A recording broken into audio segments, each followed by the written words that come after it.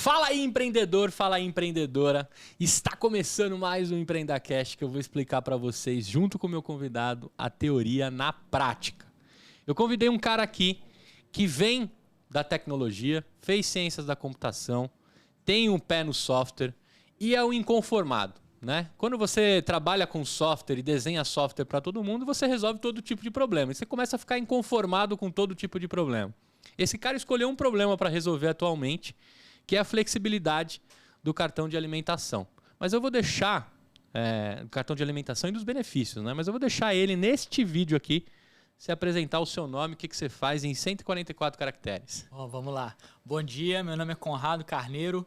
Eu acho que eu sou assim, apaixonado por tecnologia, empreendedor desde pequeno e uso a tecnologia para resolver problemas do meu cotidiano e dos outros também. Então, acho que em 144 caracteres, esse sou eu. Muito bem. E você escolheu um problema atual, né? A gente vai tocar nele. Qual o problema que você está... Eu sempre falo que você está resolvendo porque o empreendedor pivota, né? O problema muda de tamanho e muda de cara. Mas qual é o problema atual que você está se dedicando a resolver? Bom, atualmente a pandemia nos criou alguns problemas, né? Mas o principal que tem me afetado mais é a parte de oferecer benefícios para os colaboradores. Então, eu tenho uma outra empresa e a gente percebeu como é que era difícil gerenciar benefícios, oferecer benefícios de uma forma dentro da lei. A gente contratou algumas soluções e contratando essas soluções que já existiam, eu percebi o quanto que esse mercado ainda estava pouco explorado, quantas possibilidades a gente tinha. E aí, nesse cenário, nesse contexto, dentro da pandemia, nasceu a Eva Benefício. E a gente está falando do benefício Vale Refeição, ou no geral? No geral. A Eva hoje, dentro da nossa plataforma, você pode oferecer alimentação, refeição, transporte, combustível, auxílio home office, como por exemplo, auxílio internet, Uma luz, cadeira nova.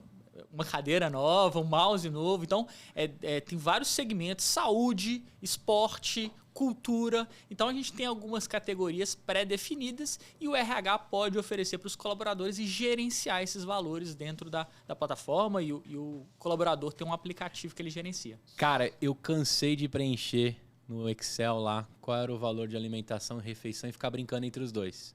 Claro que o meu refeição era sempre maior, porque a alimentação, cara, nunca dá para o mercado que você precisa fazer, né? Não encaixa a sua necessidade do mês com o cartão que é dado como benefício, mas né, dentro das empresas que conseguem dar esse benefício, maravilhoso. Mas nunca cabe na minha compra, não cabia. Então eu jogava tudo da alimentação por refeição. Só que eu tinha que ficar avisando o RH.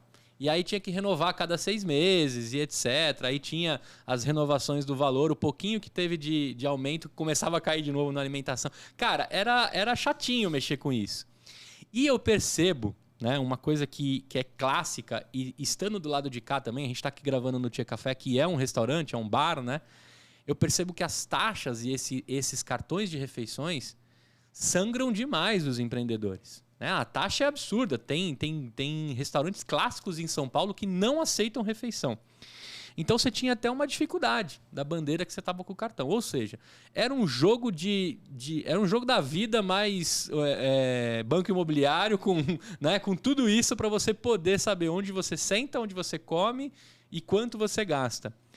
Essa dor era latente na hora que você foi mexer com esse problema? Pois acho que um dos principais problemas dos cartões de alimentação tradicionais, né, era a bandeira própria, só aceitos em alguns estabelecimentos, e a gente foi atrás de uma solução diferente. A gente buscou uma parceria com a Visa, utilizando um cartão pré-pago, então, ou seja, você está credenciado em toda a rede Visa, e a gente faz a verificação do tipo do estabelecimento no momento da compra.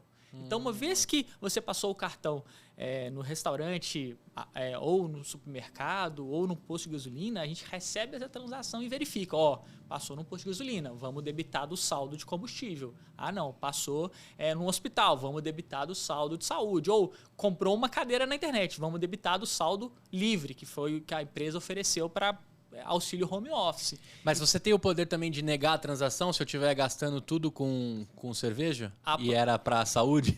A aprovação fica do nosso lado, mas quem faz as regras é o RH de cada empresa. Então, uma vez que ela pré-definiu lá no sistema que todo mês você tem um auxílio happy hour de R$100, pô, você só pode gastar R$100 em happy hour, entendeu? Entendi. Então, aí a gente pega muito no conceito de flexibilidade. Afinal de contas, o benefício é flexível. Essas questões que você tinha que avisar o RH, coloca 100 na alimentação, 800 no refeição, isso não existe mais. Isso acabou. É pelo aplicativo ali, eu distribuo. O próprio colaborador é que decide. Então, essa transição entre alimentação e refeição, que é garantido por lei, que o colaborador tem que ter para a maioria dos segmentos de empresas, o colaborador é que escolhe dentro do aplicativo quanto que ele vai usar em cada, entendeu? E muitas vezes ele escolhe de uma maneira manual, ele define, ou mesmo automática. Não, vou usando aqui, eu tenho um montante X, e se é alimentação ou refeição, a gente garante que seja dentro desses dois segmentos. E é como se eu tivesse uma conta benefício. No final, vocês são uma fintech. Nós somos uma fintech. É uma fintech. De repente, ali por trás tem uma conta, aí eu tenho um saldo, vou consumindo com a categoria. Aí a pergunta de 1 milhão, assim, ó. Arregacei de comer com Vale Refeição. Sobrou 300 na alimentação. Consigo no final do mês arrastar para lá e gastar? Consegue, você tem toda essa flexibilidade. Então, já amei. Podemos terminar aqui o podcast, tá resolvido o problema. Mas, e não só isso, tá? A gente é uma fintech, a gente lida com dinheiro, os RHs fazem as recargas dos cartões, mas mais que isso, a gente está numa pegada um pouco de trazer para o colaborador que o cartão de benefício também é dinheiro. Cara, eu cresci ouvindo minha mãe falar, eu vou comprar no supermercado essa Nutella aqui porque eu vou pagar com Vale Refeição ou alimentação. Minha namorada, vamos levar uns vinhos. Uma caixinha de bombom? Uns vinhos a mais, eu pago no Vale Refeição. Pô, gente, eu até concordo de levar os vinhos, mas por que no Vale Alimentação e Refeição pode e no dinheiro não? Porque no dinheiro valoriza mais? Acho que a gente tem esse entendimento de trazer para o colaborador. Isso é verdade, cara. Eu comprava aquele chocolate caro, no final da gôndola de chocolate fica só os caros. Os importados, Aí né? eu falava assim, aqui vai porque é o Vale Alimentação. E aí a gente tem uma pegada, a gente lançou há uns 2 meses um resumo do mês, que é a famosa fatura do cartão de crédito. Você tem aquele momento, você pega esse cartão de crédito e fala, nossa, por que eu comi 3 vezes essa semana no McDonald's? Pô, olha essa compra que eu fiz no shopping. Aquele momento de reflexão que você não tem. E academia zero. Você não tem essa reflexão no Vale Alimentação e Refeição. E a gente criou um resumo do mês. No último dia do mês chega uma notificação. Venha ver seu resumo. Pô, esse mês você gastou 16 vezes com iFood. Pode falar iFood aqui? Pode falar o que você quiser. Você gastou 16 vezes com iFood. A sua maior compra foi R$300. E com isso você teve que gastar menos ao longo do mês no seu diário de alimentação. Então, a gente está tentando criar esse momento de reflexão. Afinal de contas, uma vez que você reflete, você pensa e passa a utilizar de uma forma mais inteligente. Agora, a dúvida é que se eu fosse seu sócio, estamos lá na mesa trocando uma ideia. Se a gente já está fazendo o cara refletir para ele entender o que ele gasta, você acha que é possível e está no roadmap de vocês começar a fazer esse dinheiro render se eu usar dele com inteligência? É o segundo passo. É o segundo passo. Afinal de contas, se eu faço ele refletir, é para que eu quero que sobre e que ele comece a acumular. E se ele acumular, é interessante que a gente faça um gamification. Por exemplo, você deixou de comer 33 vezes ao longo do mês no iFood, lhe rendeu tanto. Olha, se você tiver esse mesmo comportamento ao longo de um ano, quanto que você vai ganhar? Ou quanto que você vai salvar? Cara, eu acho que é o segundo passo. Primeiro é fazer sobrar, afinal de contas. Sim.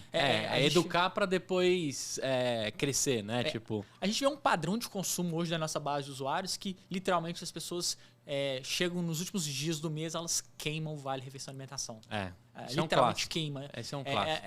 Pô, gente, há um entendimento que se você não gastar em abril, no mês seguinte vai estar lá também. Você pode utilizar de uma outra forma. Vou te falar, restaurante japonês bomba nos dias 14, que aí vai renovar o Vale Refeição, e no dia 27, 28 e 29. Literalmente o pessoal queimando. Todo mundo deixa e fala, vamos no Japa. Pum! Aí gasta a grana lá no Japa. E é por isso que é importante a gente trabalhar esse entendimento de que Vale Alimentação, refeição também é dinheiro, e se você utilizar de uma forma mais inteligente, vai salvar dinheiro, e aí a gente quer fazer esse estudo para poder, de repente, até render algum cashback ou algum tipo Animal. É legal vocês estarem resolvendo isso, porque assim, no final do dia, né, se a gente entender que isso é dinheiro, consequentemente, se bem usado, sobra naquele que você dá mais valor.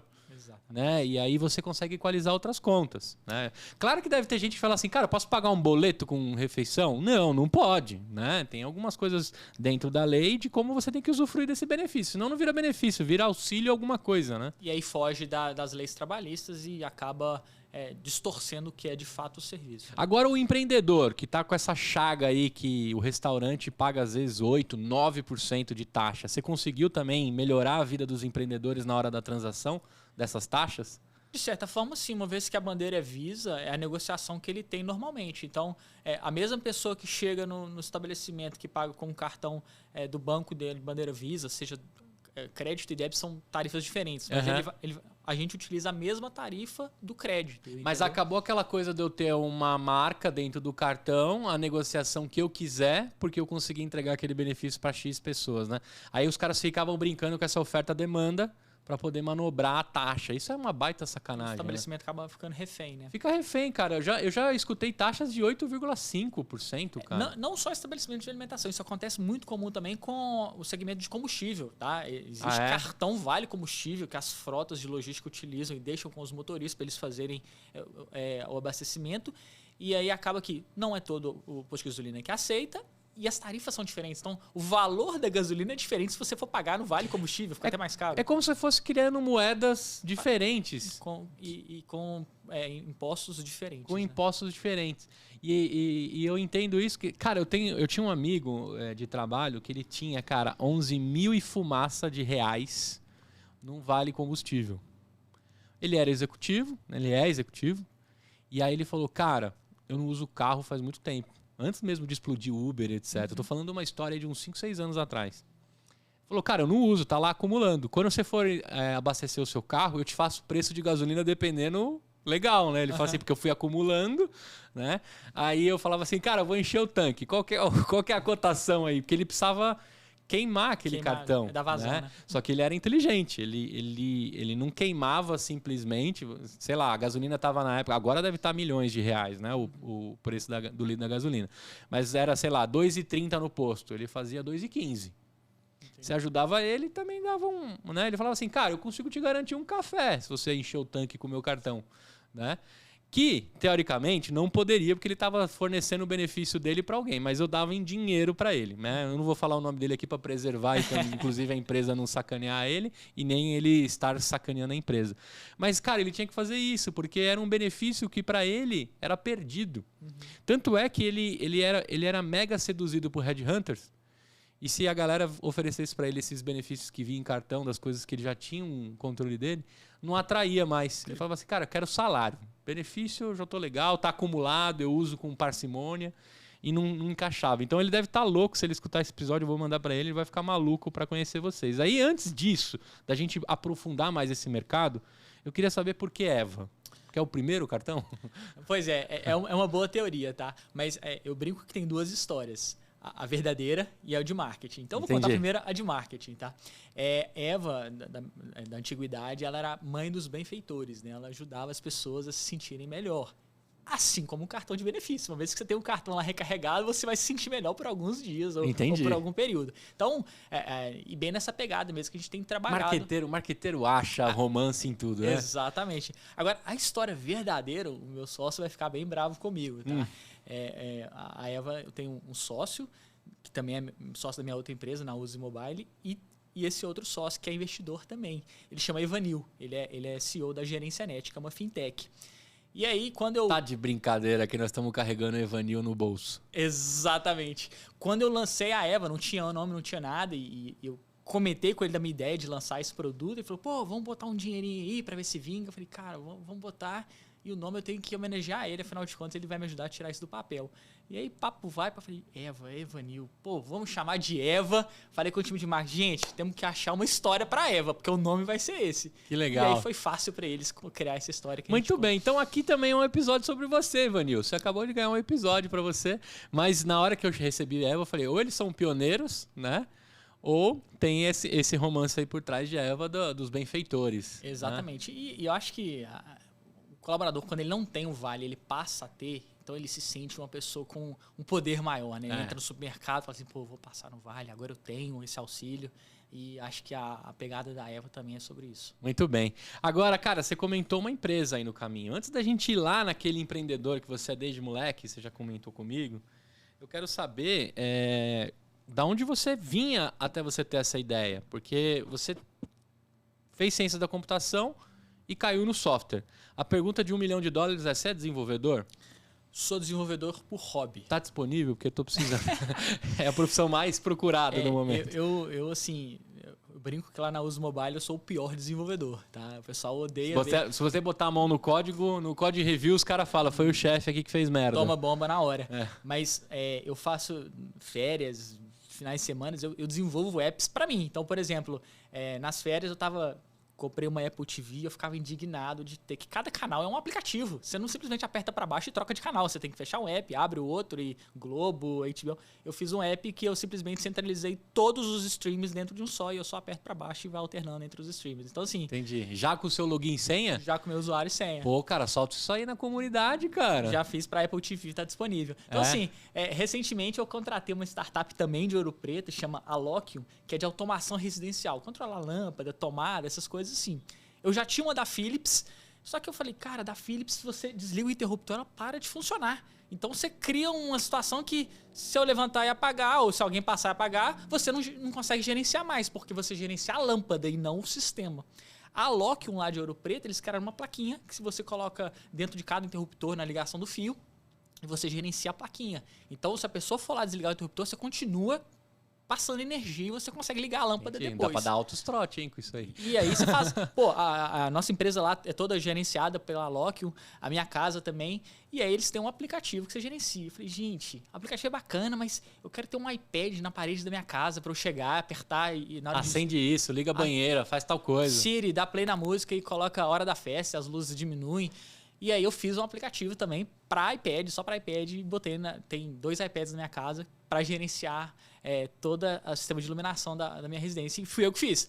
Segue os melhores padrão? Não. Mas como usuário... É funcional. A experiência é fantástica, entendeu? Então, assim, eu prezo muito pela layout, aparência, as transições de tela, as animações, tamanho do botão para você ir em pé, apertar sem precisar ficar mirando. Isso tudo é bacana. Agora, olhar o código por trás, eu tomo bomba. E você chegou a oferecer para eles?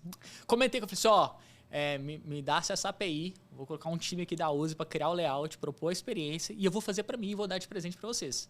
E aí é uma forma de eu incentivar, e eu acho que vai muito sobre isso, sabe? E o empreendedor do lado de lá topou? Topou. Inclusive, eles atualmente usam nosso escritório lá em Ouro Preto para fazer reunião, para até fazer mesmo teste como case cobaia. de sucesso, exatamente. Então, acho que a história da Eva chamar Eva por causa do Evanil, porque ele me ajudou muito na Uzi Mobile e eu procuro fazer isso com as próximas empresas que têm nascido e crescido lá em Ouro Preto. A Uzi nasce quando?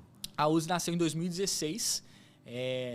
Eu sou de Belo Horizonte, nascido e criado em BH, minha história lá de... Terra do queijo, doce de leite. Doce de leite, muita boate e muito bar, porque lá não tem mar. E aí eu fui para Ouro Preto para estudar ciência da computação.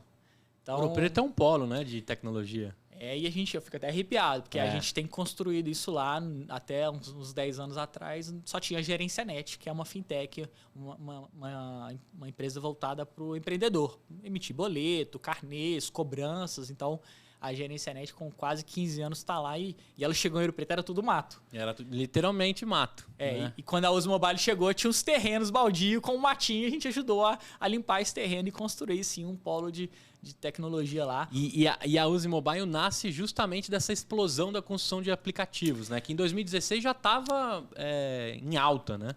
Na realidade, ela nasceu mesmo em 2015, 2016 surgiu o CNPJ dela. Como todo bom empreendedor, primeiro surge a solução, depois surge o CNPJ. Eu tive uma disciplina na faculdade de ações empreendedoras e voltou a aflorar a minha veia de empreendedor. Até então ela estava bem adormecida e meu sonho quando eu entrei na faculdade era vou trabalhar na Google, na Amazon, na Microsoft. Na IBM, né? E pronto, e vida que segue. E aí nessa disciplina eu tive um desafio lá de criar uma empresa improvável. O desafio era esse, criar uma empresa improvável. E aí o primeiro desafio a gente falou, não, vamos criar uma oficina mecânica em Ouro Preto para carros esportivos. Pô, já foi em Ouro Preto? Não. É terrível, tá? Carro baixo lá não anda, rua entendi. Rua pedra, de pedregulho, né? Morro e ruas estreitas. Então, tive que criar um plano de negócio para uma empresa improvável, uma oficina mecânica de carros esportivos. E aí a gente foi desenvolvendo, falou, não, agora vamos criar uma improvável, mas executável. Falei, pô, uma empresa de tecnologia em Ouro Preto. Ouro Preto não era polo há 6, 7 anos atrás, não tinha tal visibilidade. Falei, pô, comecei a apaixonar pela ideia. Falei, cara, era isso. Então, em 2015, 2016, na época, o principal aplicativo era o do Facebook, o do WhatsApp. Falei, gente, outras empresas vão querer ter aplicativo. Isso vai popularizar. Daqui a alguns anos, nós vamos ter aplicativo para pedir comida, para agendar médico, para pedir um carro. E quem é que vai desenvolver esses aplicativos?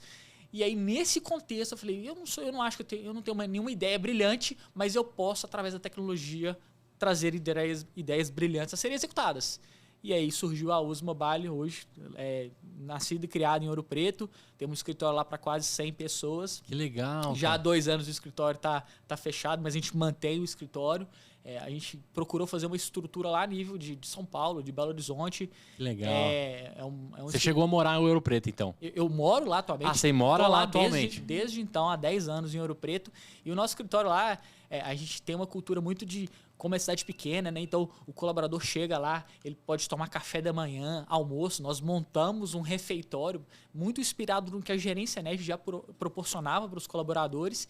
E a gente criou esse cenário de um lugar aconchegante, mas ao mesmo tempo moderno, freezer da Red Bull, puff, sala de descompressão com videogame. Então, assim, a gente procurou reproduzir um escritório de cidade grande. E você pesca no aquário lá, né? Porque a faculdade continua mandando vários peixes bons de programação lá e tecnologia. A gente pesca no aquário, adorei essa gíria, e a gente alimenta o aquário também. Então, tanto eu quanto o Patrick, o meu sócio, a gente estudou na UFOP e na época, a nossa única fonte de renda era uma bolsa de estudo da própria universidade de pesquisa.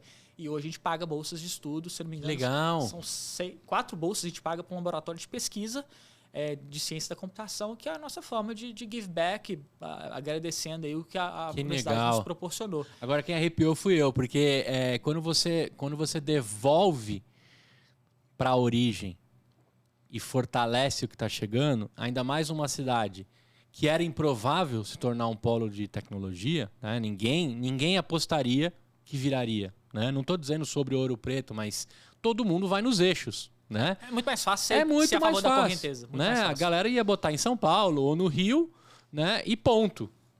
Tem uma galera conseguindo fazer Santa Catarina e tantas outras cidades se tornarem Recife também polos, Recife também, né? com o seu cenário.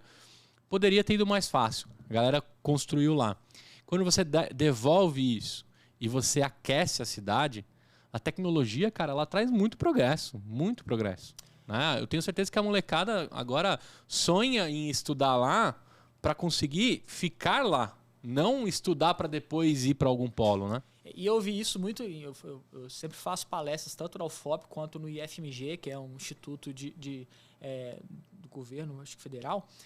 O IFMG eu escutei de alunos lá, são mais de alunos nativos da cidade, né? Não foram para Ouro Preto estudar no IFMG, eles já são de lá.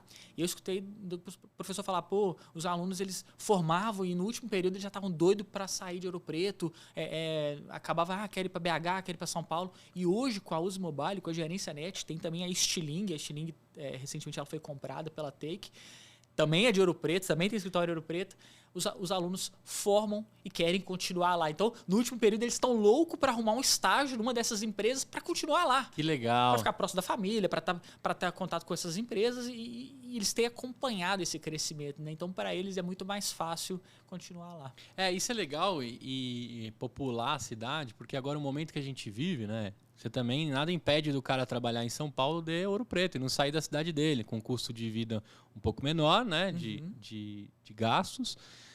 Estudando na faculdade que ele curte, com os amigos dele, com a família, etc. Né? E prestando serviço, porque agora desenvolvedor e galera de tecnologia e desenvolvedoras, né, são as pessoas mais procuradas do momento, são os rockstars, né, os mais demandados, né, da parada. Agora eu queria aprofundar um pouquinho mais na Uzi, pra você me contar lá o que já rolou de projeto, porque assim, todo mundo que pensa uma ideia né? Sempre dizem que o que a gente está pensando aqui agora tem mais 7 pessoas no mundo agora pensando.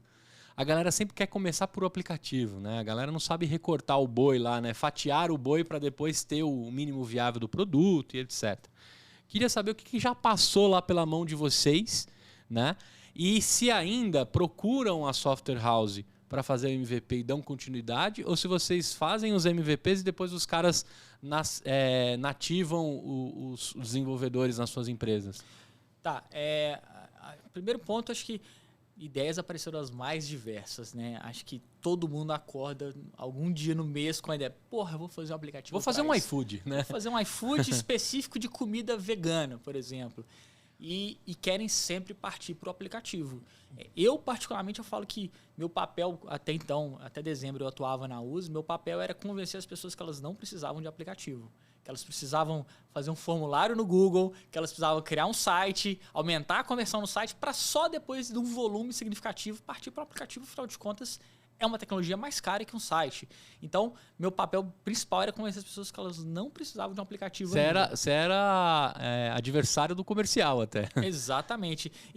Pô, hoje na USE Mobile não tem comercial. Não tem porque eu acho que todo mundo já chega com a decisão de compra. Uhum. O nosso papel é provar que precisa ou não, entender do cliente se ele precisa ou não de fato. Então, sobre MVPs, a gente chegou a desenvolver vários, tá? Desde aplicativo para você pedir um salão, um profissional de beleza em casa, até um aplicativo para você poder escutar resumos de livros. Então, por exemplo, a gente ajudou a desenvolver alguns módulos do 12 minutos. Adoro, mano. Você conhece o founder lá, ou a founder? Eu conheço o Dieguinho, que é o founder lá.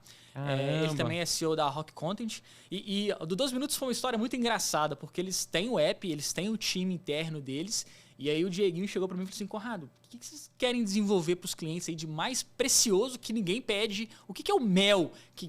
Pô, eu falei, Dieguinho, integração com Apple Watch, Apple TV, Siri, Google Assistant. Pô, faz essa lista, descreve quais são os benefícios. Aí eu mandei uma lista com 12 coisas para ele. 12 coisas que a gente gostaria de desenvolver sem influenciar no time de desenvolvimento dele. Então, coisas à parte. Das 12, acho que ele aprovou 4. Nós desenvolvemos, a primeira que a gente desenvolveu foi integração com o Apple Watch. Eu lembro certinho que na época era o Apple Watch 3 e estava indo para o 4, e o Apple Watch 4 era o primeiro Apple Watch totalmente independente do aplicativo. Então você poderia, só com o Apple Watch, usar uma extensão do app, ouvir um áudio ou ter algum tipo de interação sem depender do celular. E aí o Diego falou, pô, isso vai ser fantástico, o cara vai correr e não vai levar o celular, ele baixa alguns áudios, 12 minutos aqui no Apple Watch e vida que segue, vai correr, vai ter a interação. E a gente desenvolveu isso para ele. Na época ele falou assim, cara, mas a nossa base de iOS é relativamente menor, é 25%, 25 para 75% de iOS. Desses 25% eu imagino que, sei lá, 1% tem a Apple Watch, mas vamos fazer, que eu acho que isso vai dar uma visibilidade bacana. Sim. Dito e feito, 6 meses depois, a Apple lançou uma newsletter falando dos novos aplicativos brasileiros ready, né? 100% prontos para o Apple Watch 4. Que legal, Nesse dia tava lá 12 minutos, o print do aplicativo, lá, já arrepiei de novo. Que legal, mano. E nisso deu um boom gigantesco no 12 minutos de cadastro, de acesso e, claro, uma visibilidade gigantesca. Afinal de contas, era um aplicativo que já estava pronto. Um ROI em 6 meses, visionário, Dieguinho. Exatamente. Então, foi um caso bacana. Depois disso, a gente fez umas integrações com a Siri também, mas o do Apple Watch foi sensacional. Que legal. Eu não sabia que ele era o founder da Rock também. Ele é founder da Rock do 12 Minutos. Ele tem alguns outros... Genial. Ele mora lá em BH? Em Belo Horizonte. Depois você me conecta com ele, porque eu quero... Esses dias eu soltei na lista de sonhadores as empresas que eu uso e gostaria de conhecer. Uhum. Desde a Sodier Doces, eu não sei se em BH é famosa, não, a Sodier é uma rede de bolos, de festas, prontos aqui. Só que assim, ela padronizou os recheios, né?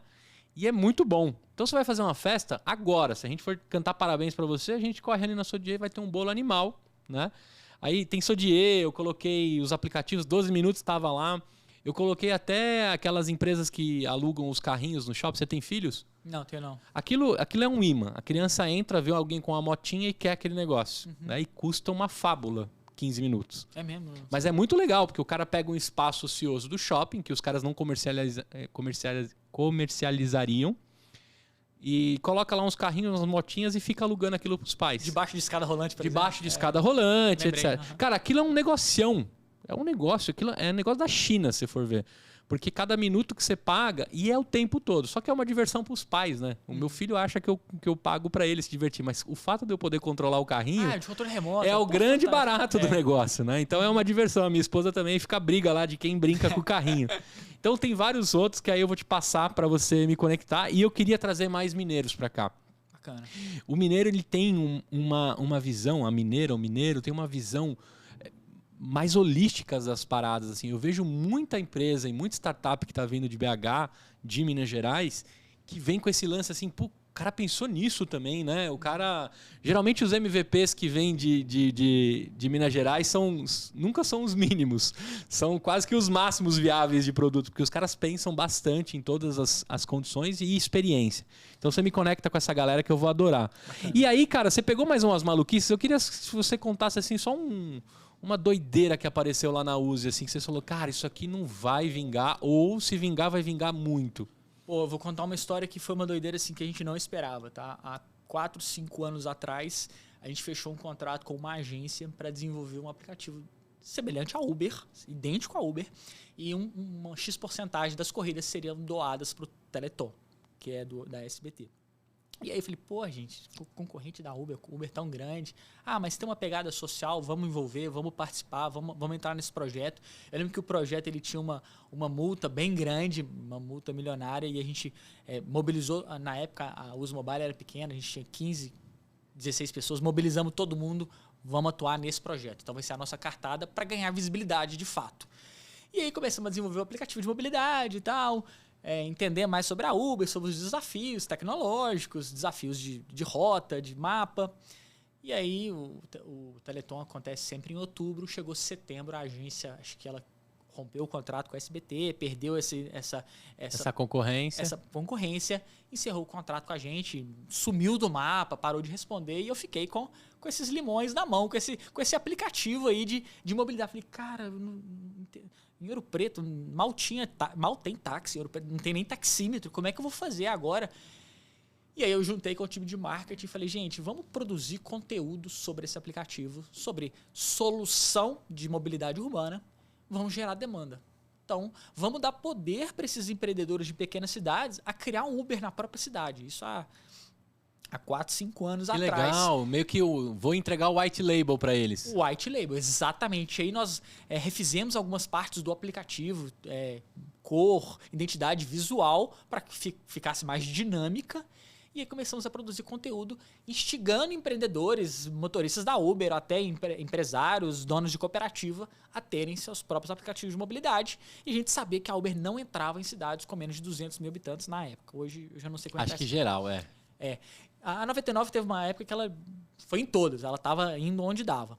Logo quando ela recebeu o investimento da Didi. Mas e aí a gente produziu muito conteúdo para o blog. Um parênteses aqui, tá? Nesses 6, 7 anos de uso do mobile, a gente teve 0 investimento em Google Ads, Facebook e LinkedIn. R$0. Desde o primeiro dia, a gente apostou muito em marketing de conteúdo. Muito. Eu sempre acreditei que as pessoas vão muito pelo conteúdo. Eu também acredito demais pelo conteúdo. Então, a gente sempre teve um blog muito ativo. Nosso blog lá tem 100 mil acessos por mês. Nosso ticket médio é 300 mil. Então, é pedido de orçamento demais. Tem um volume muito grande. Então, eu falei, vamos gerar demanda pro white label. Que legal, cara. E aí, era um palpite. Até então, a gente não tinha tanta visibilidade no marketing de conteúdo, mas isso foi um palpite. E a gente recebeu um empresário de Teresina querendo, um médico de Teresina querendo fazer um aplicativo de mobilidade. Pô, vem cá em Ouro Preto, vem conhecer a plataforma. Fechamos o contrato. Um outro empresário, um motorista da Uber em Petrolina, já tinha um app lá e queria tornar mais parrudo. Pô, vem cá, vamos fechar. Ao total, nós fechamos 26 empresas, Brasil, Bolívia e Angola, 2 na Angola, para oferecer aplicativo de mobilidade. Que legal. Chegou num ponto que em Porto Velho, Rondônia, lá na época tinha 8 aplicativos de mobilidade, 8, dos 8, 2 eram nossos. Então tinha um só para mulher e um geral. Que legal. E aí a gente, teve uma época que a gente abria a Apple Store lá e colocava mobilidade urbana, e aparecia 25, 23 aplicativos, só mudava a corzinha deles, assim, todos desenvolvidos e mantidos. Aconteceu isso e esse movimento com as pizzarias, né? E os restaurantes que queriam sair das taxas dos grandes aplicativos, iFood, Rappi e Uber Eats. Agora, para a gente virar essa página da Use, que segue lá crescendo absurdamente, quem tá tocando é o Eva? É o Evanil? Não, agora você é Eva pra mim, Evanil. Quem tá tocando a Eva sou eu. Não, eu digo a Use Mobile. Não, a Use Mobile quem toca é o Patrick. Tá. No final do ano passado a gente conversou e tava claro justamente para vocês poderem crescer as coisas e as receitas. A Use Mobile ela segue alguns desafios criados pela pandemia.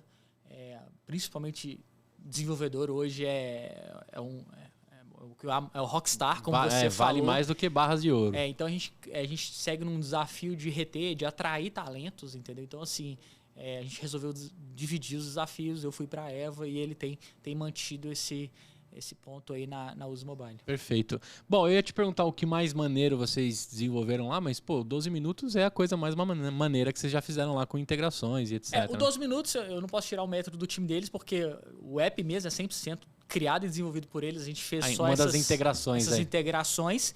A gente desenvolve várias coisas legais, alguns exemplos, tá?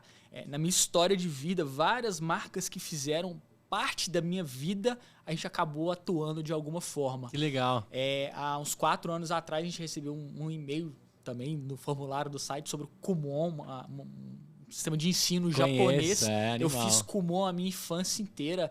Eu tinha pavor daqueles caderninhos, mas aqueles caderninhos de repetição é que me salvaram, é que me fizeram entrar em ciência da computação. Técnicas orientais para memorização, né? Exatamente. E aí a gente recebeu um e-mail do Kumon, também é uma história bem bacana, vou dar uma resumida. A gente quer desenvolver algumas coisas no nosso portal e tal, e um app. E o app é inovador, porque o Kumon, apesar de estar no mundo inteiro, a matriz latina é que quer encabeçar essa versão do aplicativo. Nem no Japão tem, a gente quer esse desafio. Reunimos com eles, fechamos o contrato. No contrato tinha algumas cláusulas que a gente tinha que vir a São Paulo sempre para fazer reuniões mensais, porque, afinal de contas, uma empresa grande como o Kumon contratar uma empresa lá do interior de Minas, fica aquela desconfiança, né? E aí, num belo dia, eles falaram, não precisa vir esse mês não, nós vamos comer um pão de queijo aí. E eles foram, acharam fantástico a nossa estrutura, a nossa cultura da empresa, essa estrutura que a gente estava criando europeu. Falaram, a partir do próximo contrato, por mim, a gente pode ir aí todo mês, porque faz bastante sentido pra gente estar mais próximo do time. E fizeram pra estudar. Cara, por acaso não foi o Renato Martins que tocou com você lá, não? Foi, pô. Renato Martins, ele fez o Beercast comigo. Olha que mundo. Que mundo pequeno. O mundo é uma nós, cara. O Renato Martins, agora deu um abraço pro Renatão.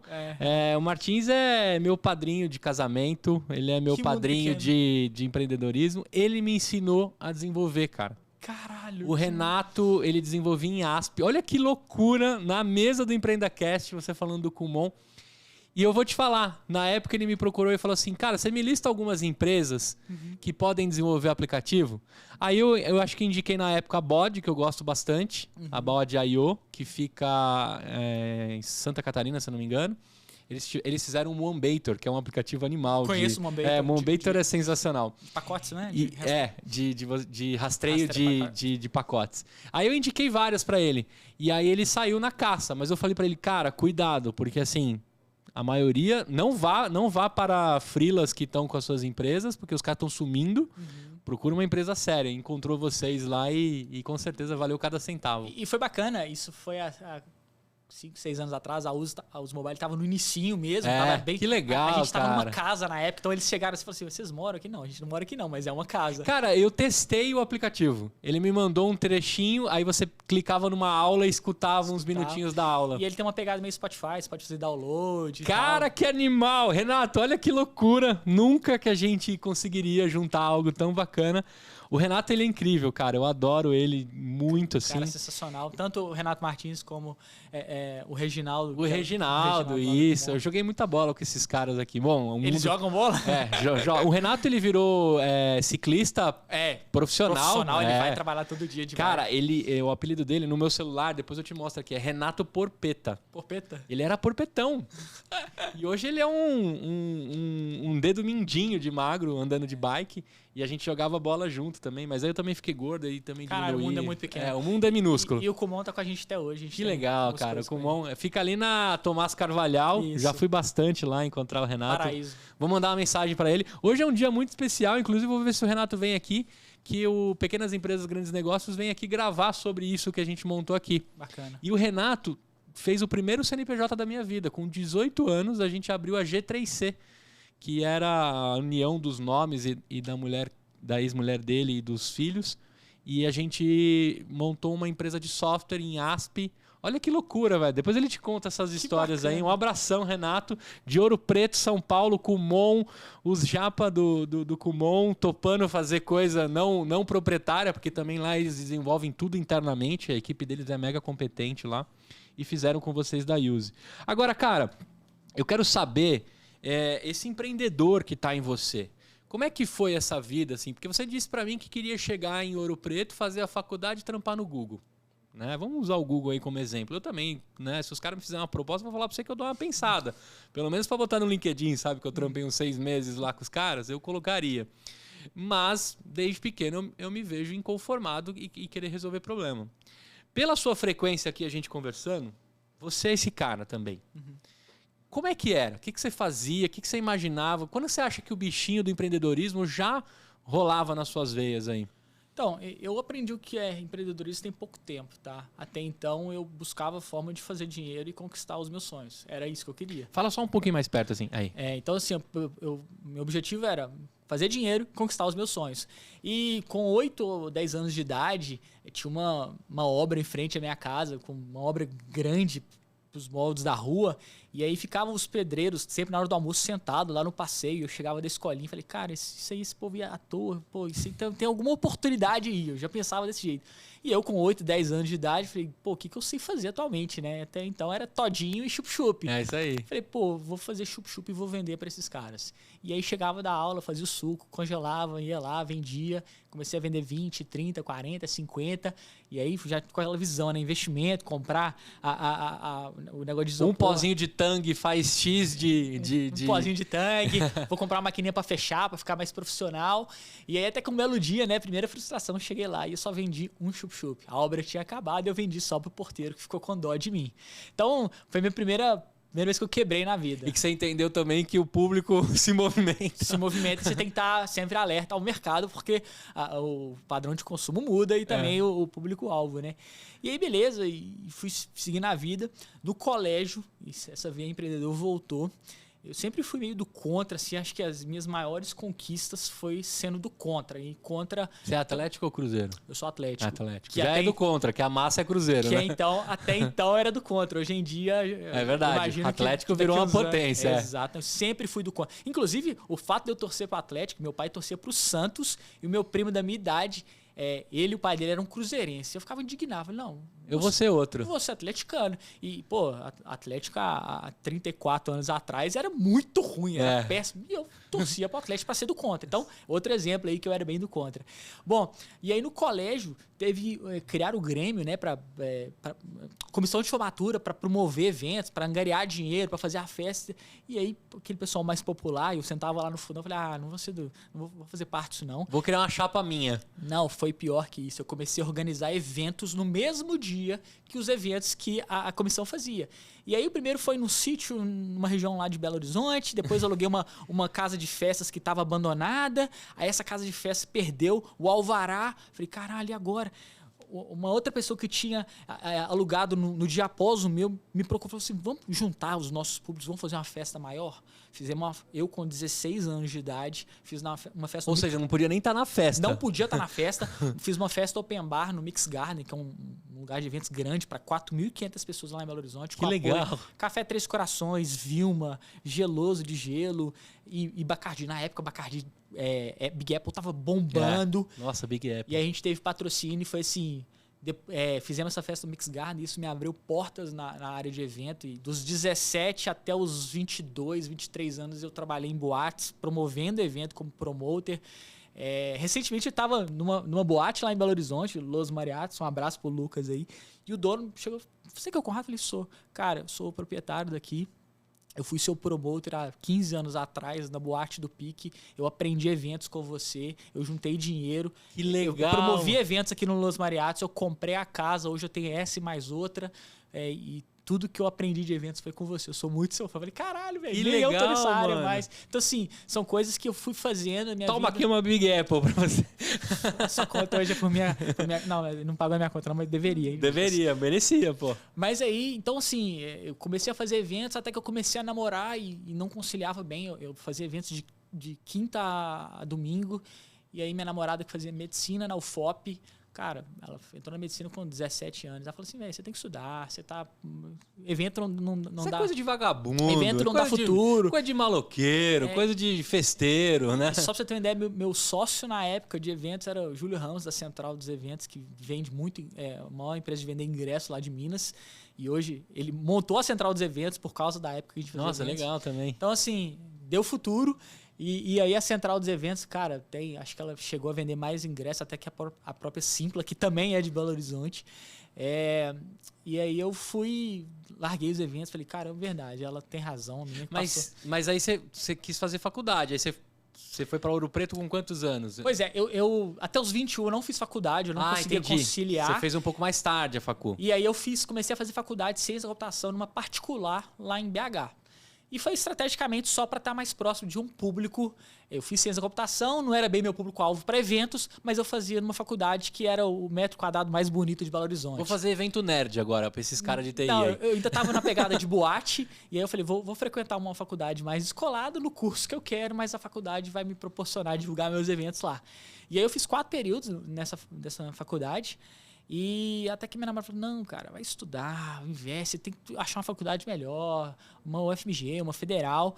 E aí, nisso aí, eu não consegui passar na UFMG, passei na UFOP, mudei meu estilo de vida, mudei tudo para Ouro Preto. E até então, eu estava naquela, então agora eu vou formar em ciência da computação, quero trabalhar na Google e ser um cara tradicional. E parou com os eventos? E parei com os eventos. Parei com os eventos, primeiro porque não dava para conciliar morando em Ouro Preto fazendo eventos em BH. E o estilo de evento em Ouro Preto é muito diferente. Os eventos universitários de Ouro Preto é cerveja barata, o ingresso não pode custar mais do que R$30. Entendi. Em Belo Horizonte era completamente diferente, entendeu? Em Belo Horizonte só o estacionamento era R$30. Então eu dei uma pausa completa e redirecionei minha carreira, minha vida para a área de ciência da computação. Essa namorada vira sua esposa ou não? Não, essa namorada, 1 ano depois que eu fui para Ouro Preto, nós fizemos um acordo, eu entrei com a bunda e ela entrou com o pé e vida que segue. É legal porque ela de alguma forma te ajudou a dar o caminho da sua educação, foi né? Fundamental. Isso é muito legal. Eu nunca mais encontrei ela depois disso, mas acho que ela tem uma parcela de participação importante. A gente, independente das relações, a gente sempre precisa de alguém que fale assim, faça isso, faça aquilo, para que pelo menos você coloque a ótica. Não necessariamente o que as pessoas falam é o que você tem que fazer, mas é sempre bom ter uma ótica, né? Por exemplo, eu sempre neguei a faculdade. Eu fui me formar com, 28 para 29 anos. E eu fiz um tecnólogo. Sabe que você deixa cair? Não vou falar a faculdade, mas a galera vai descobrir. Mas você deixa cair o RG, os caras te matriculam, quando você vê, você terminou a faculdade. Pagou em dia, você está formado. É o consórcio de diploma que eu falava. Porque eu não acreditava nisso. Mas me fez muita falta não ter feito um estágio, não ter construído uma história acadêmica. E muitas pessoas me falavam, cara, faz uma formação, porque quando der tudo errado, pode ser que a formação te dê um caminho. Ou, se der tudo certo, a formação vai te qualificar para outras coisas. Então, uma das coisas que eu venho trocando de opinião há um bom tempo é, cara, procure sim um curso, procure uma faculdade, mas as que estão com a roupagem nova, né? Porque eu acho que o que você estudou em Ouro Preto, pouco você deve ter utilizado na USE, né? Porque o formato de ensino atual que a gente tem não condiz mais com o mundo que a gente vive. Então, algumas faculdades estão oferecendo, outras não, né? O curso da UFOP, agora eu tenho que defender, eles têm se reinventado. Acho que até uma crítica dos alunos é que a grade tem mudado demais é justamente para a universidade tentar se adequar aos novos modelos. Ótimo, então beleza. Então, assim, já queimei minha língua com eles e que bom que eles estão tentando se adaptar. A disciplina de ações empreendedoras, até as próprias disciplinas técnicas, elas são mais voltadas. Pô, eu tenho um contato próximo com 2 professores lá que eles falam, quais são as tecnologias que vocês estão usando aí agora para a gente começar a já usá-las aqui para o aluno ter mais atração para já chegar no mercado de trabalho preparado. Porque, afinal de contas, até então era COBOL, Assembly, C++, e que hoje o mercado... E uma coisinha de Java que ia rolar, né?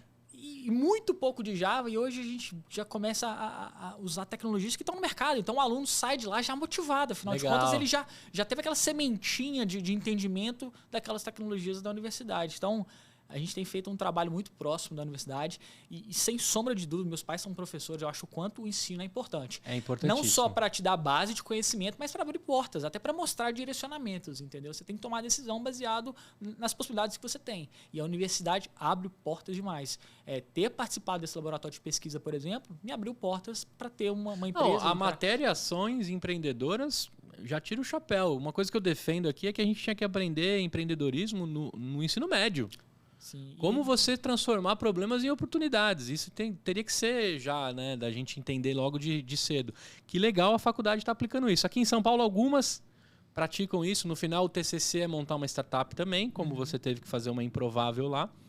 Mas eu acho que ainda é o mercado que tem aí um unicórnio esperando alguém para de fato resolver, virar unicórnio, mas resolver, né? Tanto a Uzi Mobile quanto, se eu não me engano, a Stiling, que é uma empresa de um porte um pouco maior e uns 2 anos mais velhas que a Uzi, os founders participaram dessa disciplina de ação empreendedoras e conseguiram modelar um pouco o produto, a precificação na disciplina de ações empreendedoras. E tanto a Uzi quanto a Stiling, durante muito tempo, quando tinha uns eventos da ações empreendedoras, a gente patrocinava, ia lá, participava como uma forma de incentivar e fazer aquela disciplina tomar corpo e visibilidade. Que legal. Agora, cara, de chup-chup, né, para canteiro de obra, há um empreendedor dentro do ramo de tecnologia, de fábrica de software, né, e hoje com a Eva. Quando você tomou a decisão em dezembro de se desligar da Uzi para você poder se dedicar à Eva, eu queria que você contasse um pouco desse momento de largar o osso. Como é? Né? Não é uma decisão fácil. Eu particularmente acho que a vida é feita de desafios, entendeu? Então, o meu desafio na Uzi, a gente tinha chegado num ponto que não havia mais desafio, entendeu? A gente estruturou uma empresa já grande, quase 80 colaboradores, clientes significativos, e eu sentia que eu não conseguia agregar mais lá, entendeu? De fazer a empresa... querendo ou não, software house tem um desafio muito grande porque a gente está o tempo todo trabalhando com produtos dos outros. Então, a gente não tem esse crescimento exponencial que uma empresa de produto tem. Então, foi uma conversa que eu tive. Mas são fermento para vários, né? São fermento para vários, mas alheios, né? Na realidade, o grande sonho mesmo nosso e do Patrick, meu sócio, era que a gente virasse uma software house dos nossos próprios produtos, entendeu? Claro que questão de capital exige muito mais. Mas até então, de alguma forma, ao passar do tempo, a gente tem produzido produtos próprios. Teve o de mobilidade urbana, que eu mencionei, a Eva, teve outro caso engraçado também, que a gente... primeira vez que a gente recebeu um investimento grande, um pagamento grande de um aplicativo, a gente falou assim, vamos pegar esse investimento aqui, vamos fazer um aplicativo nosso? Vamos. E foi o primeiro ano da Uzi, estava explodindo food truck em BH. Vamos fazer um iFood de food truck? Você vê o food truck em tempo real, você faz o pedido, você vai lá, compra e tal. Bacana. Você vai lá, busca e tal.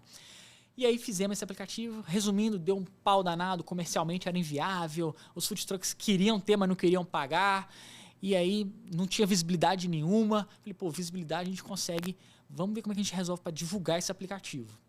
E aí, na época, o Instagram estava crescendo, mas não tinha nenhuma forma de patrocinar posts dentro do Instagram. Você não conseguia pagar para aparecer no Instagram. E o público-alvo que vai em food truck, ele quer comprar um cachorro-quente de 20 reais foto. Ele quer postar no Instagram. Então a gente tinha que estar dentro do Instagram. Papo vai, papo vem. Comecei a criar um perfil no Instagram. Comecei a seguir pessoas que seguiam food trucks manualmente. Comecei a curtir fotos. Ia ter encontro de food truck, ia lá e curtia fotos. Eu em reunião da Uzi, e meu celular do lado, curtindo foto. Até que meu sócio falou assim, Conrado, quais são as regras que você está usando? Quais são os critérios que você usa para curtir e seguir? E ele foi anotando. Um belo dia ele fez um botzinho. 8 anos atrás, e esse botzinho virou um produto. Nós recebemos até notificação do Instagram sugerindo que a gente chamava Instamax na época.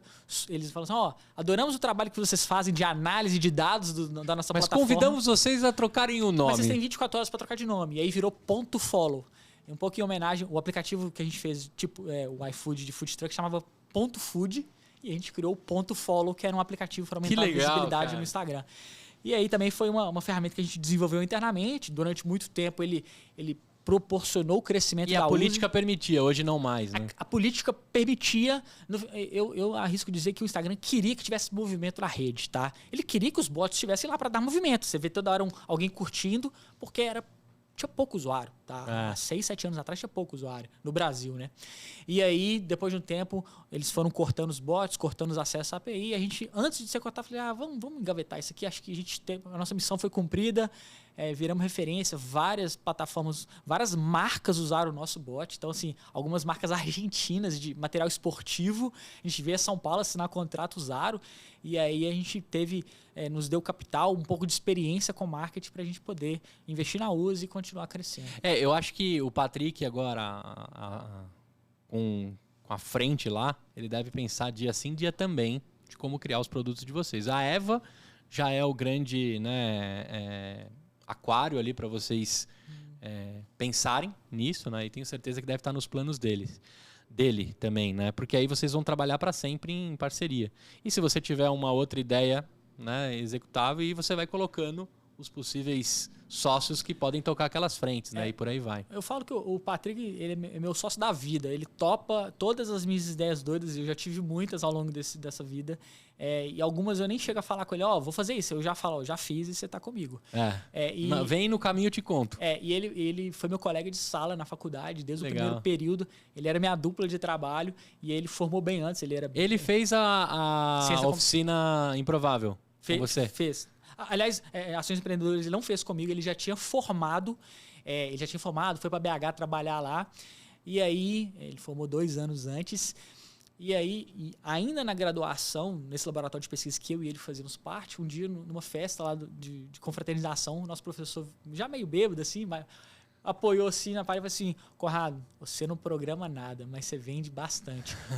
E o Patrick, você programa demais. Tudo que o Patrick programar, você vai vender. Isso assim, a gente não tinha empresa, não tinha nada. Que loucura! E dito e feito, anos depois a gente criou a empresa e hoje eu atuo mais nessa parte de comercial. Tem que chamar esse professor aí para fazer um storytelling disso, vamos cara. Falar. Que legal. O professor Thiago Carneiro, não é meu parente, mas chama Thiago Carneiro. Sempre me apoiou desde o início aí. Volta e meia a gente troca uma figurinha. Então você tem um pedaço da Yuzi lá, como sócio, e toca a Eva. Agora, cara, vamos mergulhar nesse mundo da Eva. O mercado de benefício teve que se adaptar muito rapidamente na pandemia. Eu lembro que nenhum desses aplicativos aceitavam os refeições. E aí eu lembro, acho que a Rappi saiu na frente e disse assim, aceitamos a refeição. Né? Porque você não podia sair de casa. Era na época que você tinha que limpar maçã por maçã para botar na geladeira com risco de contágio. Né? E aí eu acho que todo mundo deve ter tido uma bomba em 2, 3 meses. Ou que o Vale Refeição não deu para gastar com tudo que era de aplicativo, né? Eu sempre falo que a pandemia foi o custo de aquisição mais barato que o iFood teve na história dos aplicativos, né? Porque ou você usava um aplicativo que pedia, ou você usava um aplicativo que pedia. E aí a gente entendeu que várias outras empresas foram se movimentando. Até as próprias empresas, teve algumas que tinham refeitório e fecharam com empresas próprias para entregar na casa dos colaboradores. Teve de tudo. Eu queria saber de você, assim, quando você mergulhou nesse problema, qual é o tamanho desse mercado? Do que a gente está falando? Toda empresa tem que oferecer um benefício de refeição para um funcionário? Que tamanho que é isso? Quais são as cifras? Então, é um mercado grande, é um mercado assim, significativo de bilhão, mas é um mercado ainda pouco formalizado, entendeu? Então, assim, 10% das empresas oferecem algum tipo de alimentação refeição, tá? E isso varia de segmento. Então, cada empresa tem suas associações e que ditam se tem que ter ou não um vale alimentação refeição e qual que é o valor mínimo a ser oferecido. Entendi. Tá? Então, isso é convencionado cada setor, cada categoria. Exato, cada segmento tem sua convenção. Então, imagino que por estado isso varie também.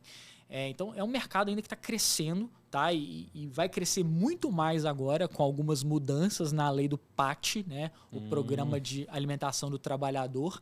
Essas leis, elas já foram aprovadas e elas vão entrar em vigência ainda esse ano, se eu não me engano, é outubro. Para você é show de bola o que vai rolar. Para a gente ela é muito boa, ela vai nos tornar mais competitivo. Então, os vales refeições tradicionais, eles têm algumas práticas comerciais que são desafiadoras para a gente. Como, por exemplo, uma empresa que recarrega lá 200 mil de cartões para os colaboradores, algumas empresas oferecem um rebate, que é um rebate, né, que devolve X% do que você recarregar, eu te dou de volta. Então, sei lá, 4%, 5%. Já essas empresas de alimentação mais recentes, elas não são competitivas o suficiente porque elas não têm a bandeira e com isso elas não conseguem oferecer esse valor. Mas essa prática ela vai acabar. Um outro ponto também que vai tornar mais competitivo e nos dar mais poder de penetração no mercado é que possivelmente vai ser a portabilidade. Então, hoje, a empresa decide qual que é a empresa de refeição, benefício que vai oferecer. Mas o colaborador ele pode mudar. Simplesmente solicitar.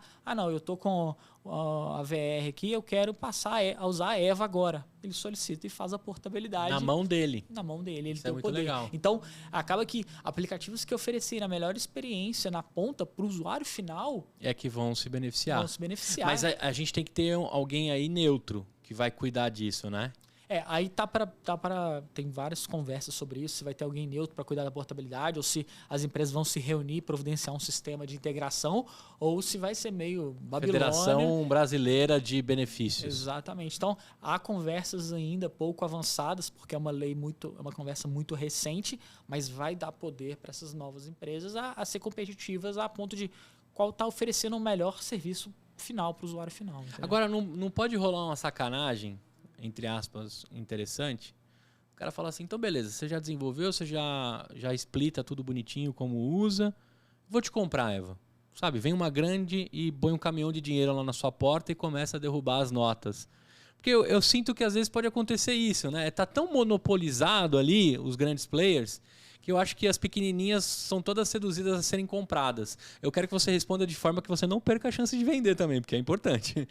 Tá, beleza. Então, a Eva está com 5, 6 meses de operação. É uma empresa engatinhando. Com 3 meses a gente recebeu proposta de 2 fintechs gigantescas. Eu não tinha dúvida que você teria recebido. Então, assim, a gente recebeu, balançou. Uma queria aquisição total, a outra queria investir, participar dessa corrida. É uma corrida do ouro agora, tá? E aí a gente avaliou e decidiu por não seguir. Mas eu, particularmente, o meu desafio é criar soluções, entendeu? Se destravar o problema, mesmo que vai para outro player, eu acho que umas coisas que a gente tem que manter. Até para eu não morrer aqui pela boca, né? Como diz minha mãe. Se uma empresa grande faz isso, compra, adquire e resolve dentro do mercado para que o colaborador tenha o domínio, ótimo. Agora, se compra para voltar... Para monopolizar a patifaria, como a gente fala lá no meu bairro, né? Para continuar a patifaria do que é o negócio e não possibilita outros empreendedores trabalharem, aí eu acho sacanagem demais, né? Eu tô te falando isso porque, cara, todos esses players estão por trás dos 5 maiores bancos, né? Todas as empresas que oferecem as bandeiras estão por trás de grandes bancos do Brasil que estão ali financiando aquilo, né? Agora eu acabei com toda a possibilidade de um banco me patrocinar, mas não tem problema. Mas eu tô dizendo justamente o que acontece. Porque eu sempre vou torcer pro Conrado montar uma parada. Porque eu tô ligado que você já passou pelaquela cadeira, você já sentiu aquilo. Eu tenho certeza que a Eva tá construindo cada um dos trechinhos dentro do aplicativo e da possibilidade de usar um benefício como um cara que passou por isso. Não como uma empresa que está há X anos já fazendo e tem um monte de vícios e coisas rolando. Que também são necessárias e destravaram uma outra parte desse mercado. Também eu acho que é importante a gente deixar os méritos, né? Desde o cara que criou o Diners, né? Que ele queria fazer um cartão para as pessoas jantarem, até o cara que criou um cartão para as pessoas almoçarem. E por aí vai. Eu acho que tudo tem a sua vantagem e a desvantagem. Só que eu te perguntei isso porque... Como você vem de uma software house, vocês são ágeis de construção, a parte tecnológica, que é o grande gap da maioria das empresas, das fintechs, vocês já nascem praticamente resolvido. Sim. A sua energia maior agora é penetração de mercado, construção. Eu queria saber o momento que você está agora desses 6 meses de construção da Eva. Tá, então, a gente tem muito claro que tecnologia a gente domina e não é nenhum desafio. Até mesmo para a gente experimentar. Nesses 5, 6 meses de operação, a gente tem experimentado novas funcionalidades e com uma maneira muito ágil. Cara, em um mês a gente consegue ter a ideia, botar no papel, criar o layout, desenvolver e lançar. Esse é o ritmo que a gente tem tido. Então, nesses 5 meses de operação, a gente fez uma ideia que teve, transferência entre colaborador. Pô, se eu sair para almoçar com você e você esquecer o seu cartão, como é que você faz para me pagar? Você vai me pagar em dinheiro, sendo que você pagou no seu... Então, eu posso... Nós dois da mesma empresa, eu posso pagar você um valor... VRVR. Então, a gente lançou isso. Depois, a gente teve uma outra demanda que surgiu, reembolso. Pô, se eu estou trabalhando para uma empresa, eu comprei um mouse e quero fazer o reembolso, eu não tenho que mandar e-mail para o RH, e-mail para o financeiro, um aprova, o outro me paga, cai na minha conta bancária. Por que eu não faço isso pelo aplicativo da Eva? Tiro a foto, coloco o motivo, qual que é o segmento, a categoria que eu fiz essa compra, o RH aprova, o valor chega para mim no cartão da Eva. Então a gente lançou também a parte de reembolso, que por si só é uma empresa separada, que poderia ser uma empresa só disso. Que muda só o motivo da compra. Exato. Se era para uso seu ou se você estava numa exceção da empresa, por isso que vira reembolso. E aí ela tem que aprovar, tem dentro do painel os pedidos de reembolso, aprova e já chega o saldo. Então, a gente foi experimentando coisas do mercado, coisas que o mercado estava demandando para a gente e lança, não deu certo, vamos tirar. Então, a gente tem um processo de criação de produto rápida.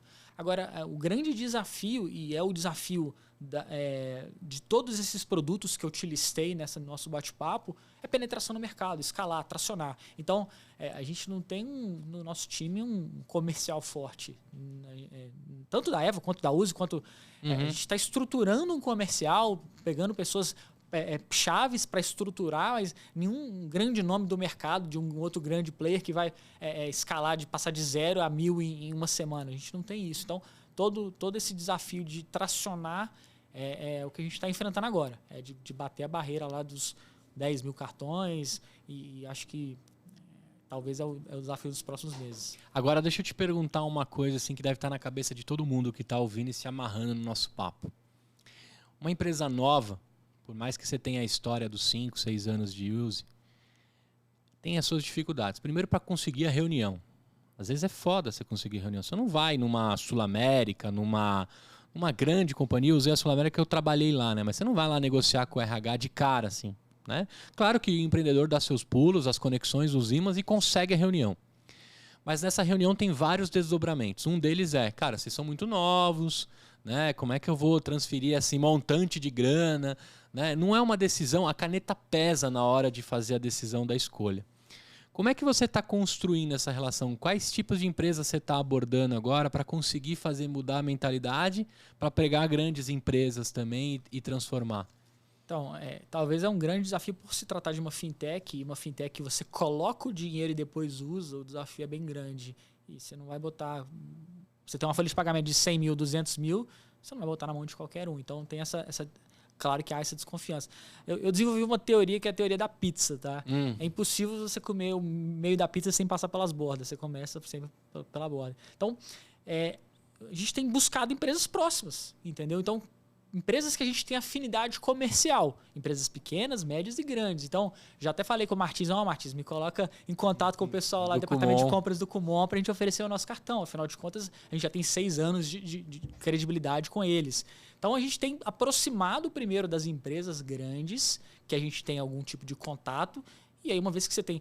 uma vez que o Kumon, a própria Gerência Net, a gente colocou o cartão lá, a Gerência Net tem mais de 300 funcionários. Então, a gente já tem aquele... caso de sucesso. Então, quando alguém fala, quem usa vocês?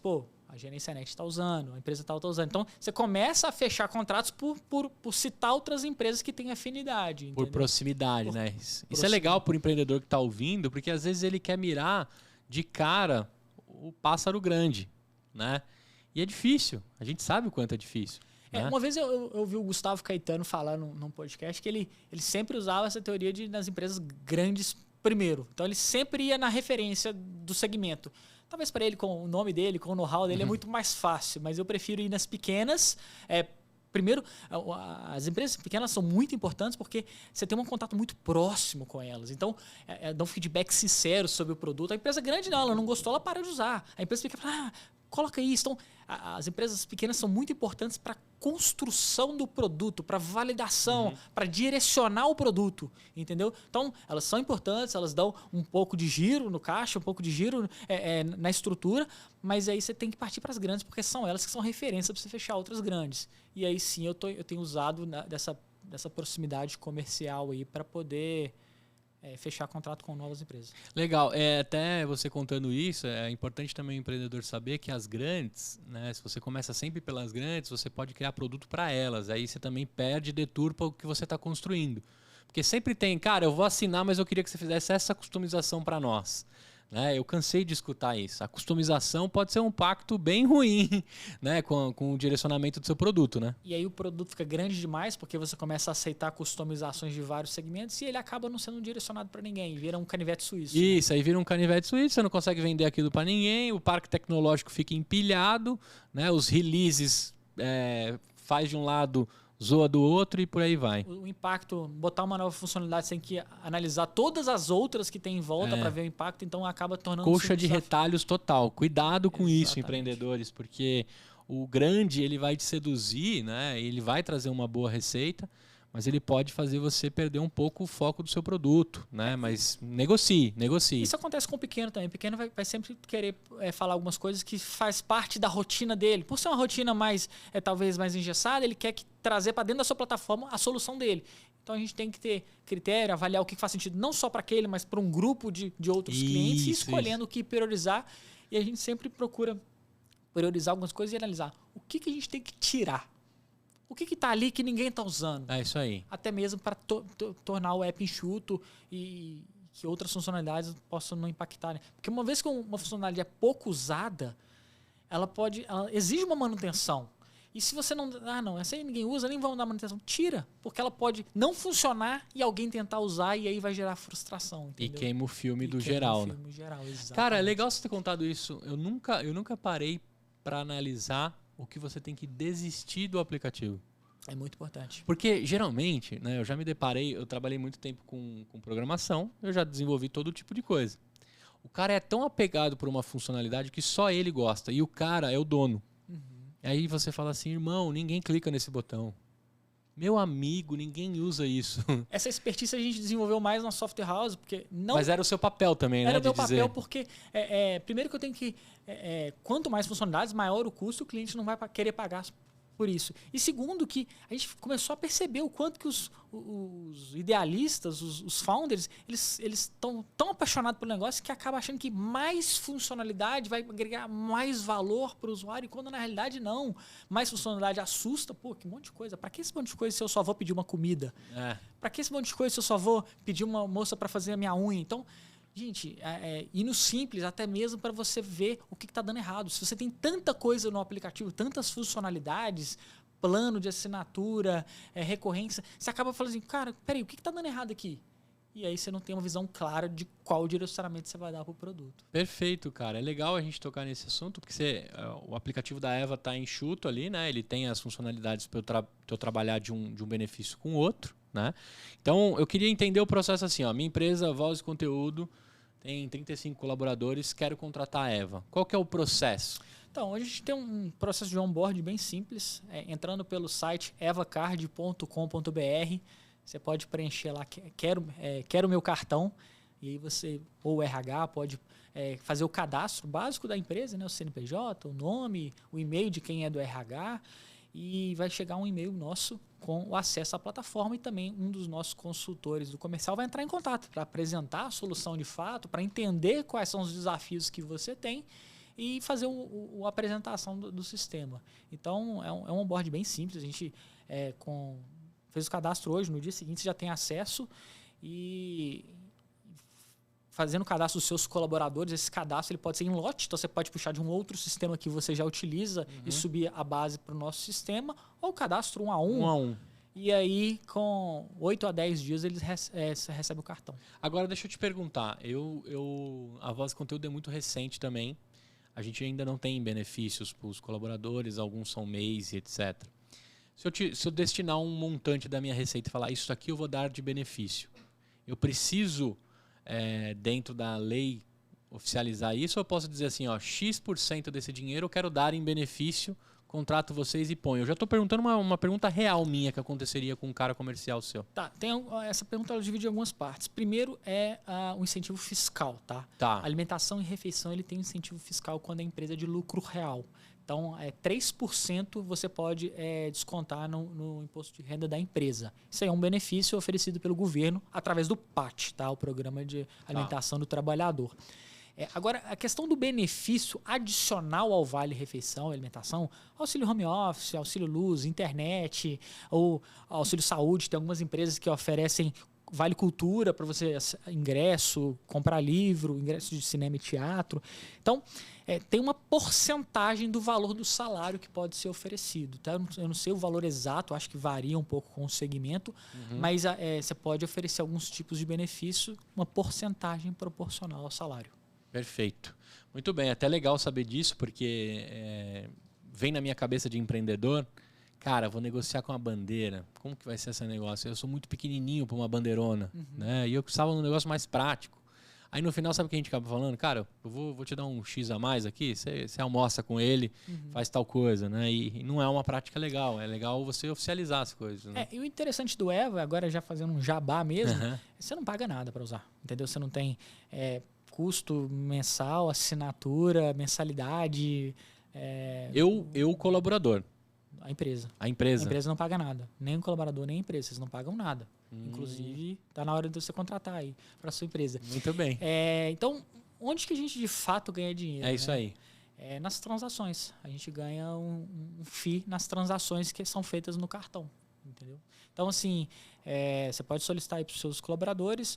A emissão do cartão é gratuita, a entrega é gratuita. Hoje, as únicas taxas que a gente tem é a emissão de segunda via, que a gente entende que faz sentido cobrar, uma vez que a primeira emissão já não foi cobrada, e saque em caixa 24 horas, que essa taxa a gente só repassa para a empresa do banco 24 horas. Perfeito. Então, você empreendedor aí, no estágio que você está, a grande maioria com as suas startups, 3, 4, 5 colaboradores, 10, 20, 100...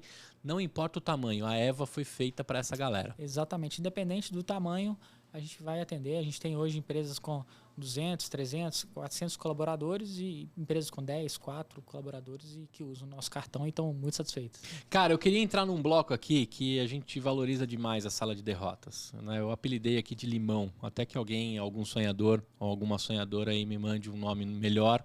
Chama limão. Queria que você contasse um limão da vida aí, um azedo, que você guardou na sua salinha de derrotas e aprendeu com isso. Você tem algum para listar? As limonadas aqui a gente aprendeu, né? Até de aplicativo de mobilidade se tornar white label, né? Tem um limão que eu acho que eu não vou nem mencionar, que eu ainda estou assimilando ele ainda. Então, acho que é cedo para falar, até para não falar com ódio no coração. Mas eu acho que um limão que eu guardei na minha salinha de derrotas um pouco mais antigo é na hora de escolher o sócio. Isso a empresa de mobilidade, o aplicativo White Label que a gente teve, a gente falou, vamos lançar nosso próprio aplicativo de White Label. Nossa própria operação, a gente lançou uma operação em Vitória e uma cooperativa chamou a gente para ser sócio dessa operação. E assim, foi uma experiência fantástica. Sou amigo dos outros sócios até hoje, mas ficou aquele limão de, tem que ter um fit com o sócio. Tem que estar alinhada a estratégia e as nossas estratégias não estavam alinhadas, entendeu? Entendi. Então eu já cheguei a mencionar com eles mais de uma vez e até a gente encerrou essa operação e absorveu o prejuízo porque a estratégia não estava alinhada. Não basta só o produto, não basta só a cada oportunidade. Um para um lado, né? A estratégia comercial tem que estar alinhada com a estratégia tecnológica. Eles eram comercial, eles cuidaram da operação, mas a gente era a parte tecnológica. E eu via que muitas coisas que eles estavam fazendo não iam de encontro com o que a gente estava propondo tecnologicamente. Então, eu guardei esse limão aí de que quando você buscar um sócio, você tem que estar alinhado, não só financeiramente, não só o produto que vocês querem lançar, mas também a estratégia de curto, médio e longo prazo. Talvez o de longo seja mais difícil quando o negócio está no papel, mas o de curto e médio prazo é fundamental. Então, guardei esse limão aí de escolhas de sócio. Um abraço pro Fagner aí. Você sabe que eu tô falando você, mas o carinho existe até hoje e acho que... Perfeito. Agora, me fala uma fonte, cara. Como é que eu me alimento e como é que eu me mantenho vivo e um pouco conrado também, né? Como é que eu bebo da sua fonte, cara? Me fala aí um podcast, um livro, qualquer coisa que você queira compartilhar comigo. Então, eu sou fã de podcast, inclusive o EmpreendaCast está no meu radar há bastante tempo. Que legal. Quando me convidaram, eu falei, cara, onde eu cheguei? Eu queria, Que legal. Até outro dia eu escutei recentemente, acho que foi do... Como é que chama aquele cara do Bora Vender? O Alfredo Soares. O Alfredo, acho que ele teve aqui, não teve? Teve, o Gustavo Caetano. Pois é, então assim, do Alfredo eu escutei recentemente, inclusive. Antes dele receber mais umas boladas aí, eu gravei com ele. Pois é. Então, o EmpreendaCast é uma fonte de conhecimento. Agora, eu consumo muito conteúdo de blog. Eu jogo no Google a minha dúvida e vou assim, não tem um blog específico que eu entro todos os dias. Fórum é uma parada que desenvolvedor lê com respeito, né? Exatamente. Eu dou muito valor pro conteúdo que está escrito, entendeu? Porque, cara, querendo ou não, e aí você vai ficar bravo comigo, mas o podcast aqui, ele não é indexado ainda, né? Com tanta precisão. Então, não vou pesquisar lá como lançar um aplicativo tipo Uber e vai ter um podcast sobre isso indexado, porque eu mencionei um trecho aqui. É o ideal, né? Mas ainda dizem que fazem, mas eu nunca peguei um podcast. O Google tem trabalhado indexação, né? Speech to text indexável. Mas as coisas que estão dentro do Google Podcasts ainda é muito embrionário. Embrionário e por português o desafio deve ser um pouco maior. E sotaques, e o Brasil vários países dentro de um, né? Então, assim, eu sou muito fã de conteúdo. E eu acho que a história da Uzi e da Eva, a própria Eva, a gente, com 6 meses, a gente tem 6 meses, tem um blog falando sobre Vale Refeição, sobre PAT, sobre como criar alimentação saudável para o colaborador. Vários assuntos linkados com o Vale Refeição, Vale Alimentação, para que um RH, ao jogar no Google lá, como montar alguma coisa de alimentação para o meu colaborador. Vai lá, blog da Eva. Pô, vou oferecer um cartão muito melhor que eu colocar refeição aqui no trabalho. Então, eu aposto demais em marketing de conteúdo, de fato de escrever um blog. E por isso eu pesquiso muito no Google mesmo e vou caminhando nos blogs que vão aparecendo. Muito bem. Cara, o que você achou de gravar o EmpreendaCast aí? Cara, sensacional. Até esqueci aqui. Eu tava meio nervoso e tal. Falei, não, vamos... Passou rápido o nervosismo. Passa rápido e a gente se sente super à vontade de contar um pouco sobre o que a gente já viveu. E a gente viveu aquilo, é muito fácil falar sobre isso. É isso aí. Aqui a gente se amarra nas histórias empreendedoras.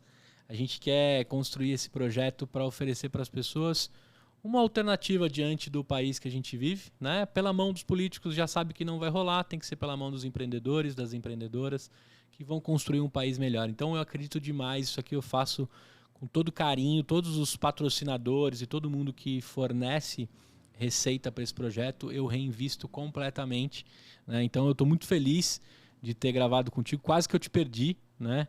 Diante de um momento tão ímpar que vai rolar aqui hoje, mas eu sei que você veio de longe, tão importante. Você veio de longe, eu falei, cara, eu vou dar um jeito, eu vou me desdobrar. Tem uma galera fazendo outras coisas aqui, eu vim gravar, me desliguei completamente porque eu entrei na sua história e fiquei muito feliz em retratar. Eu queria visitar Ouro Preto e o escritório de vocês. Seja muito bem-vindo. No Empreenda Visita.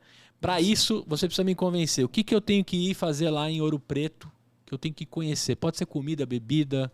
Qual é a dica de Ouro Preto? Você que está uma década lá já vivendo. Tá, Ouro Preto é muito famosa, assim, eu falo que Ouro Preto, no Brasil, ele é muito pouco valorizado, tá? As pessoas não vão para Ouro Preto, mas você anda no centro de Ouro Preto, você vê chineses, japoneses, holandês, coreano. Então, assim, o mundo tem muito mais interesse em Ouro Preto que o próprio brasileiro. Então, tem uma cultura lá uma história muito importante. Ouro Preto sempre foi conhecida por museus, igrejas, a história do Aleijadinho. Então, tem esse segmento cultural muito forte. Agora, gastronomia sempre me pegou, entendeu? Então, assim, tem muitos restaurantes reconhecidos, uma gastronomia muito fina, muito apurada, e isso eu valorizo demais. E eu acho que para você também uma coisa que eu incluiria nesse roteiro aí de visitas é visitar a Uso Mobile. Eu vou agendar uma visita na Gerência Net, na Stiling, e tá para sair aí um parque tecnológico. A prefeitura entraram em contato comigo que eles estão para aprovar um parque tecnológico Que lá. legal! Para incubar a ideia, para acelerar startups e, claro, proporcionar ainda um ecossistema maior de tecnologia e inovação. Tomara que isso aconteça logo para a gente ir lá cortar essa faixa, né, e divulgar isso para tudo que é lugar. Cara, eu queria agradecer imensamente pelo que a gente contou aqui. Então, se eu tenho uma empresa, se eu tenho uma necessidade, quero repartir, distribuir e dar liberdade para o meu colaborador para usar os seus benefícios, evacard.com.br. Exatamente, evacard.com.br. Estamos nas redes sociais também, evacard, no Instagram. E vai ser um prazer atender esses clientes que estão nos ouvindo aí. E quem sabe até coletar feedbacks e desenvolver novas funcionalidades com base nesses usuários. Perfeito. E como que a galera te encontra para trocar uma ideia empreendedora com você? Qual rede que você está usando mais? Bom, eu uso mais o LinkedIn. Eu acho que é a rede que tem direcionado mais meu tempo. Conrado Carneiro, pode me procurar, mandar mensagem, tirar dúvida. Eu estou sempre disponível para contribuir também com pessoas que estão começando ou até quem já está há muito tempo aí na estrada e quiser trocar uma ideia sobre um assunto específico, vai ser um prazer. Perfeito. Agradecendo aqui os meus patrocinadores, a Integrale Soluções Empresariais te ajuda desde o BPO financeiro até arrumar os dados e usar os dados a favor da sua empresa. A Fit Anywhere, o aplicativo para você praticar e se exercitar em qualquer lugar que você esteja. A própria Jurídico por Assinatura para te proteger aí de acordos e de contratos e de multos e tudo isso. A partir de R$ 299 por mês, o juridicoporassinatura.com te ajuda na construção, né, e na proteção da sua parte jurídica. E também, cara, olha que bacana, a Bluefield está com a gente como uma patrocinadora mais antiga. Eles são foguetes para empreendedores. Então você entra lá na Bluefields Dev, né? Eles te ajudam a dar uma acelerada na sua empresa. Dá uma olhada nos programas que estão rolando, eles estão juntando ótimos mentores. Tenho certeza que você vai gostar da Blue. Um abraço para a Thalita e para o Paulinho, que apoiam o nosso projeto. Eles nem me perguntam se eu estou fazendo merchan, eles querem saber se eu estou usando o dinheiro para fomentar mais ainda o empreendedorismo. E por último, Conrado, que eu vou te beneficiar com uma licença premium, é o idolink.bio. Os caras estão lá no Vale do Silício, os brasileiros, montaram um tipo Linktree, mas muito melhor. Bacana, né? Legal. Para acesso a todas as redes, newsletter dentro do mini site. Você consegue vender por dentro do mini site. Que bacana. E eles estão dando uma força para esses empreendedores iniciantes. Então, Legal. aqui no link, né, você consegue, da descrição do episódio, acessar lá pelo meu link de afiliado e ter um site só seu. Agora no novo release você vai conseguir colocar o seu domínio. Então aí do link.bio/empreendacast você consegue ver todas as minhas redes, inclusive entrar no grupo de empreendedores e sonhadores. Essa é a galera que mantém isso aqui de pé. Tem uma galera de responsa, né? Pô, só gente massa e dos mais variados segmentos, né? Muito bem. E naquela câmera ali pode dar tchau pra galera. Falou, moçada. Valeu demais. E a gente se vê. Com certeza eu vou lá visitar todo o circuito de Ouro Preto. Vou retratar para vocês.